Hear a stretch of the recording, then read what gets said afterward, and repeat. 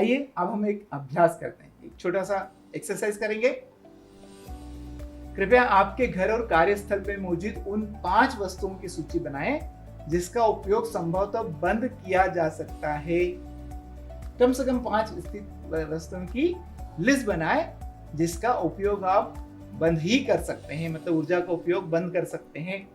ऐसे बहुत सारे होंगे जिसकी जरूरत नहीं। आप सोचेंगे 4 पंखे तो 1 को बंद किया जा सकता है, 10 लाइटें तो 2 को बंद किया जा सकता है, एसी और मैंने बाकी उदाहरण तो दे ही दिए। ऐसे बहुत सारी चीजें हैं जो आप डेफिनेटली जब पर्यावरण के प्रति थोड़े सजग हो जाएंगे तो उन चीजों का बंद करना ही आपको ज्यादा उचित लगेगा। चलिए अब कुछ प्रश्न हल कर लेते हैं। बहुत सरल से प्रश्न है। प्रश्न नंबर 1 है, महात्मा गांधी द्वारा कहे गए ये कथन जो बहुत प्रसिद्ध है, पृथ्वी के पास सभी की जरूरत के लिए पर्याप्त है लेकिन किसी की डैश के लिए नहीं। रिक्त स्थान का प्रयोग करें, रिक्त स्थान पर भरना है। किसके लिए पर्याप्त नहीं है? प्रयोग के लिए, आवश्यकता के लिए, लालच के लिए या उपभोग के लिए।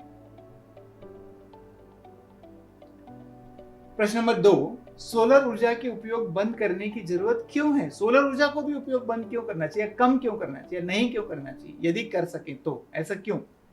क, सोलर ऊर्जा प्रचुर मात्रा में नहीं है इसलिए। ख, सोलर ऊर्जा के उपयोग का कुछ पर्यावरण प्रभाव भी पड़ता है, पर्यावरणीय प्रभाव पड़ता है इसलिए। ग, सोलर समाधान देश में उपलब्ध नहीं इसलिए। या घ, ऊपर के सभी।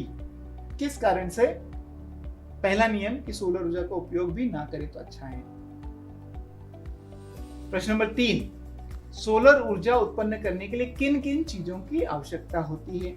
सोलर सेल की आवश्यकता होती है, स्ट्रक्चर या संरचना की आवश्यकता होती है, केबल की आवश्यकता होती है या ऊपर के सभी चीजों की आवश्यकता होती है? बहुत ही सरल है। और प्रश्न नंबर 4 है, एक बार का उत्सर्जित कार्बन डाइऑक्साइड कितने समय तक वायुमंडल में रहता है? एक बार उत्सर्जित हो गया तो अधिकतर कार्बन डाइऑक्साइड कितने समय तक वायुमंडल में रहती है? क, 10 से 20 साल तक, 50 से 100 साल तक, 200 से 400 साल तक या 500 से 1000 वर्ष तक।